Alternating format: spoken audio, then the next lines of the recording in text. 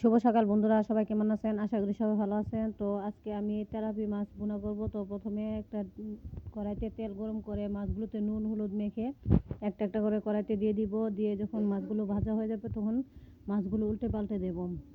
উল্টে পাল্টে দেওয়ার পর যখন মাছগুলো লাল করে ভাজা হয়ে যাবে তখন আলাদাভাবে নামিয়ে নেব। তারপর আরেকটা কড়াইতে তেল গরম করে পেঁয়াজ কুচি দিয়ে দিব। দিয়ে নাড়িয়ে চাড়িয়ে কিছুটা লাল লাল করে ভাজা হয়ে গেলে পরিমাণ মতো পানি দিয়ে দিব। পানি দিয়ে হলুদের গুঁড়া দিব, মরিচের গুঁড়া এবং একটু জিরে গুঁড়া এবং স্বাদ মতো লবণ দিয়ে নাড়িয়ে ছাড়িয়ে যখন মশলাটা কষানো হয়ে যাবে তখন কেটে রাখা টমেটোগুলো দিয়ে দিব। টমেটোগুলো দিয়ে দেওয়ার পর যখন কিছুটা কষানো হয়ে যাবে তখন বেজে রাখা মাছগুলো দিব। দিয়ে ভালোভাবে নাড়িয়ে ছেড়ে দেবো। কয়েকটা কাঁচামরিচের ফালি দিয়ে দিব।